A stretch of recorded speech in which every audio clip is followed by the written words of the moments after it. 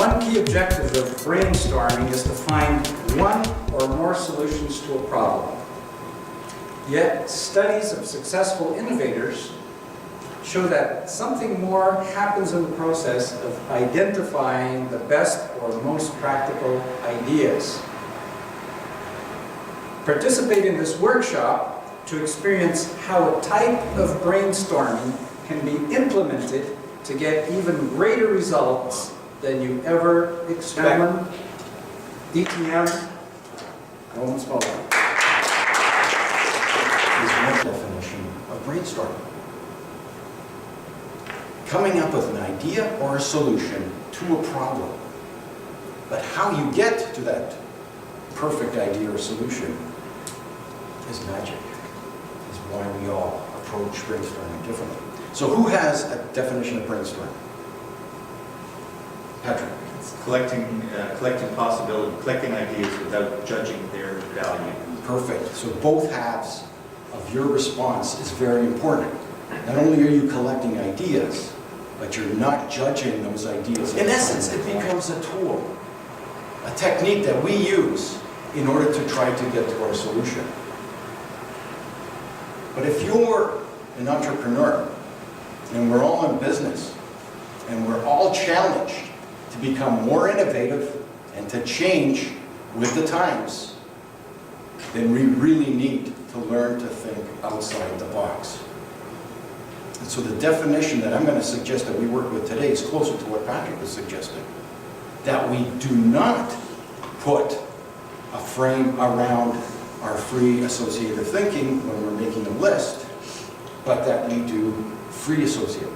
Just let that list go and keep on adding and keep on adding and watching things percolate almost out of a magical place, linking maybe two absurd ideas and coming up with a third new one today. To me, a brainstorming session is an opportunity to be as creative as possible, to find solutions that were not obvious, just as you said, by associating ideas.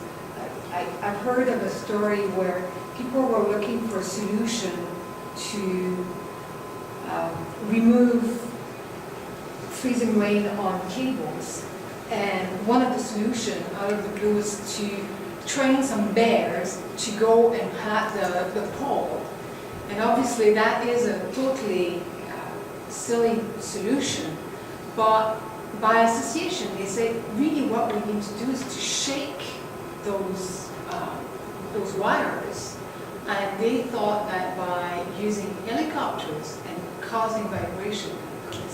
So that is a solution that came through the brainstorming session.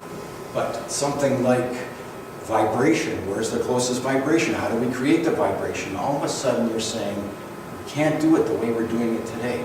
It has to be something unique, something new, something in our environment that exists that we're not aware of. And we can put two absurd things, two vastly different things, and bring them together and see the world in a new way. And that's what Professor Gersten discovered, that the top innovators of the world, the Steve Jobs, the Bezos, Benioff of Salesforce.com, when they came up with their original ideas, their innovations, they did not follow what was in the box. They were able to think outside the box, and we're going to try that today. What they found the innovators doing was creating questions, and questioning the questions, and questioning the other person's questions. And they discovered the process of creating basically a brainstorm of questions. Same process, no prejudice, just let things come, and if you think of another question, we add it to the list. So I'm going to propose a topic, and I'm going to ask you to just start posing questions, and I'll write the questions.